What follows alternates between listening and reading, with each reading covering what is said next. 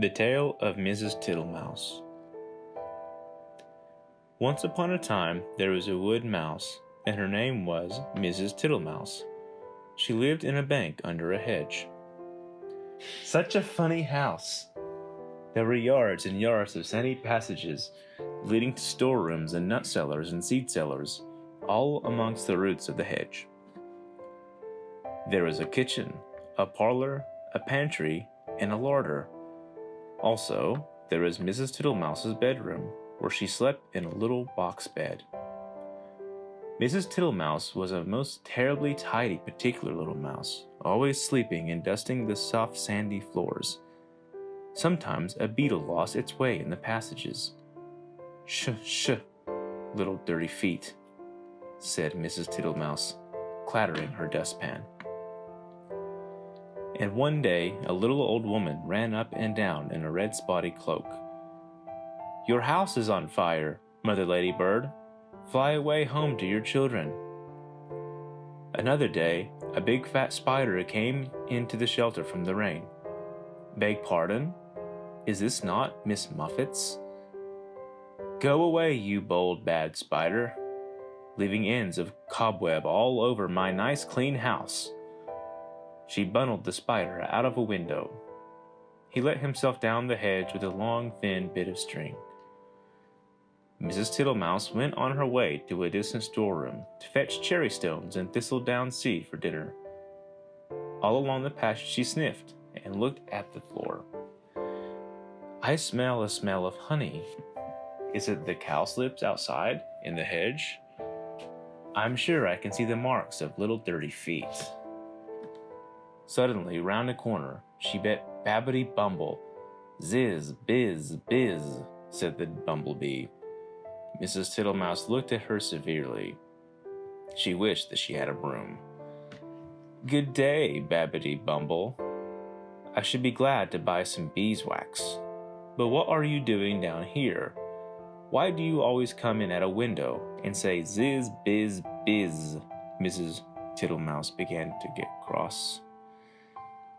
"Ziz, whiz, whiz," replied Babbity Bumble in a peevish squeak. She sidled down a passage and disappeared into a storeroom which had used to be for acorns. Mrs. Tittlemouse had eaten the acorns before Christmas. The storeroom ought to have been empty, but it was full of untidy dry moss. Mrs. Tittlemouse began to pull out the moss. 3 or 4 other bees put their heads out and buzzed fiercely. "I'm not in the habit of letting lodgings. This is an institution," said Mrs. Tittlemouse. "I will have let them turned out. Buzz, buzz, buzz. I wonder who would help me? Biz, whiz, whiz. I will not have Mr. Jackson. He never wipes his feet." Mrs. Tittlemouse decided to leave the bees till after dinner. When she got back to the parlor, she heard someone coughing in a fat voice, and there sat Mr. Jackson himself. He was sitting all over a small rocking chair, twiddling his thumbs and smiling, with his feet on the fender. He lived in a drain pipe below the hedge, in a very dirty, wet ditch. "How do you do, Mr. Jackson? Dearie me, you have got very wet." "Thank you, thank you, thank you, Mrs. Tittlemouse. I'll sit a while and dry myself," said Mr. Jackson. He sat and smiled, and the water dripped off his coattails. Mrs. Tittlemouse went round with a mop. He sat such a while that he had to be asked if he could take some dinner. She first offered him some cherry stones. thank you, Mrs. Tittlemouse. No teeth, no teeth, no teeth," said Mr. Jackson. He opened his mouth most unnecessarily wide. He certainly had not a tooth in his head. Then she offered him thistledown seed. "Tiddly widdly widdly, poof poof puff," said Mr. Jackson. He blew his thistledown all over the room. Thank you, Mrs. Tittlemouse. Now what I really, really should like would be a little dish of honey." "I'm afraid I have not got any, Mr. Jackson," said Mrs. Tittlemouse. "Tiddly widdly widdly, Mrs. Tittlemouse," said the smiling Mr. Jackson. "I can smell it. That is why I came to call." Mr. Jackson rose ponderously from the table and began to look into the cupboards. Mrs. Tittlemouse followed him with a dishcloth to wipe his large, wet footmarks off the parlor floor. When he had convinced himself that there was no honey in the cupboards, he began to walk down the passage. Indeed, indeed, he will stick fast, Mr. Jackson. Tiddly, widdly, widdly, Mrs. Tittlemouse. First, he squeezed into the pantry. Tiddly, widdly, widdly, no honey, Mrs. Tittlemouse. There were 3 creepy-crawly people hiding in the plate rack. 2 of them got away, but the littlest one got caught. Then he squeezed into the larder. Miss Butterfly was tasting the sugar, but she flew away out the window. Tiddly, widdly, widdly, Mrs. Tittlemouse. You seem to have plenty of visitors. And without invitation, said Mrs. Thamansia Tittlemouse. They went along the sandy passage. Tiddly, widdly, buzz, whiz, whiz. He met Babbity round a corner and snapped her up and put her down again. I do not like bumblebees. They are all over bristles, said Mr. Jackson, wiping his mouth with his coat sleeve.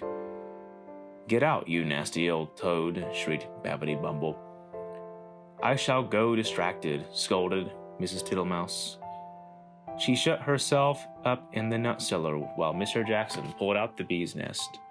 He seemed to have no objection to stings. When Mrs. Tittlemouse ventured to come out, everybody had gone away. But the untidiness was something dreadful. Never did I see such a mess. Smears of honey, and moss, and thistledown, and marks of big and little dirty feet, all over my nice clean house. She gathered up the moss and the remains of the beeswax. Then she went out and fetched some twigs to partly close up the front door. I will make it too small for Mr. Jackson. She fetched some soap and flannel and a new scrubbing brush from the storeroom, but she was too tired to do any more. First she fell asleep in her chair, and then she went to bed. Will it ever be tidy again? Said poor Mrs. Tittlemouse. Next morning she got up very early and began a spring cleaning which lasted a fortnight. She swept and scrubbed and dusted, and she rubbed up the furniture with beeswax and polished her little tin spoons. When it was all beautifully neat and clean, she gave a party to 5 other little mice without Mr. Jackson. He smelt the party and came up in the bank, but he could not squeeze in at the door. So they handed him out acorn cupfuls of honeydew with the window, and he was not at all offended. He sat outside in the sun and said, Tiddly, widdly, widdly, your very good health, Mrs. Tittlemouse. The end.